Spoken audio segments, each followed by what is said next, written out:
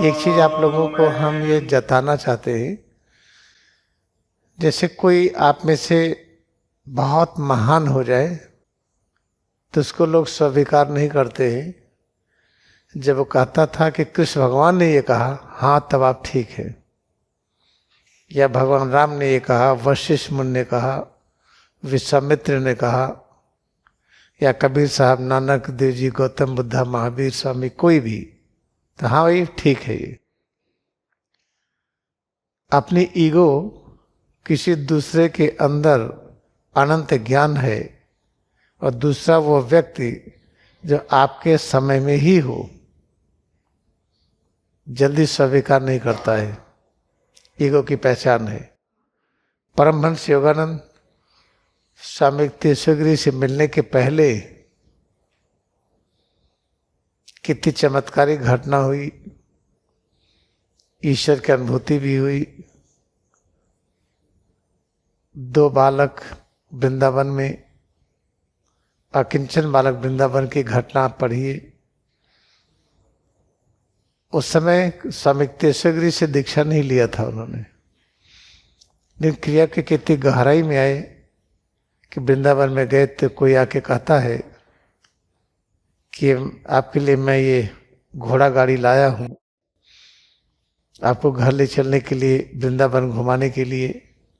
तो उन्होंने मना कर दिया।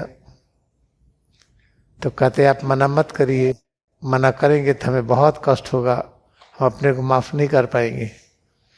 पूछे कारण क्या है? बोले स्वप्न में आप हमें यही दिखाई पड़े।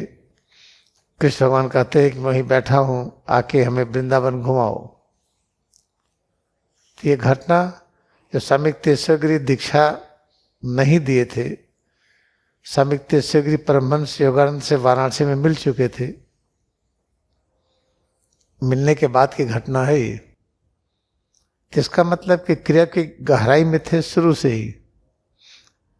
लेकिन अगर वो एग्जाम्पल न ले, कृष्ण भगवान ने ये कहा, महर्षि पतंजलि ने ये कहा, ये लाड़ी महर्षि ने ये कहा, स्वामी तीर्थगिरी ने ये कहा, तो मान्यता नहीं मिलती।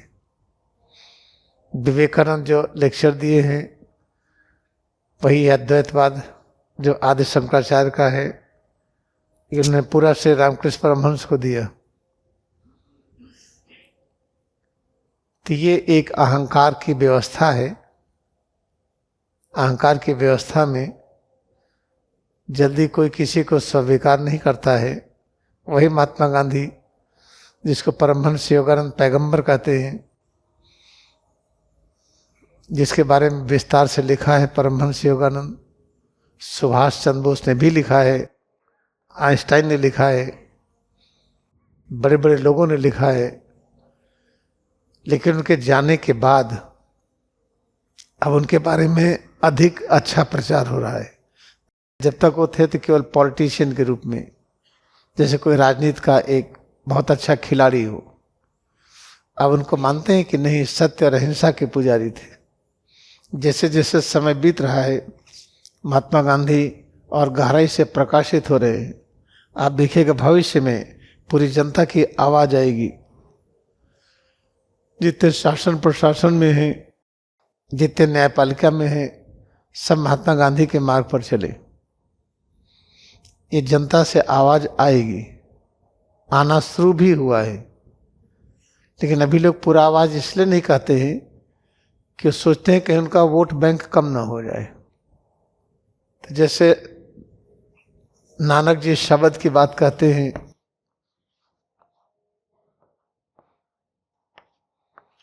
इसी शब्द को, और अगर इसी को शब्द भी कहते हैं, इसी को बाइबल में वर्ड कहा गया है। और कहा गया शब्द से जुड़िए, सुनिए, मनन करिए। इसका मतलब क्या है?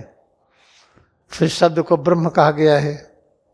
शब्द ब्रह्म है, हम सुन लेते हैं, लेकिन कैसे समझेंगे हम कि शब्द ब्रह्म है? इसके लिए क्रिया योग ध्यान करना पड़ता है। जब क्रिया योग ध्यान करेंगे तो शब्द ब्रह्म है समझ में आएगा। तो वास्तव में शब्द है क्या? जो मेडुला में एक ज्ञान प्रवेश करता है, कॉस्मिक कॉन्शसनेस की ये तरंग प्रवेश करती है,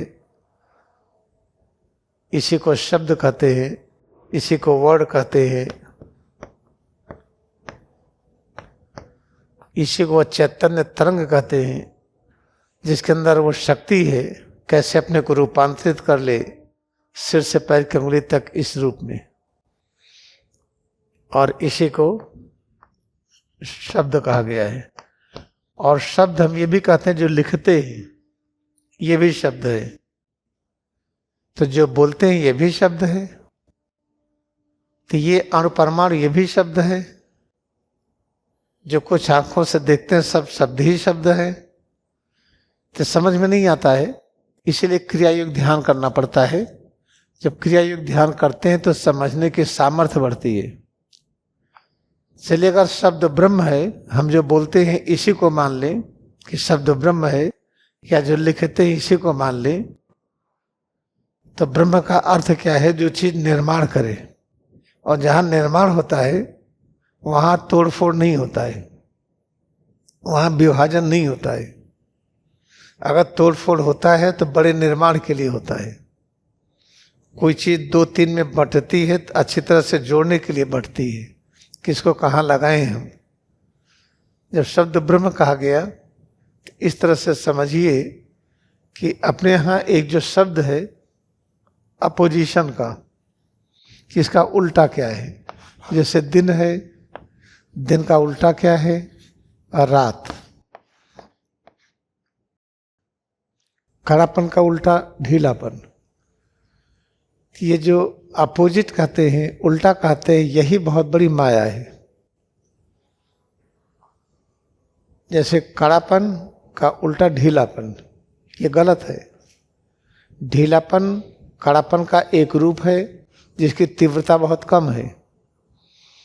अंधकार का उल्टा प्रकाश, लेकिन जो अंधकार है और उसमें प्रकाश नहीं है तो ढेर सारे जानवर, ढेर सारी पक्षी, कीट पतंग उस अंधेरे में ही चलते हैं, उनको दिखाई पड़ता है।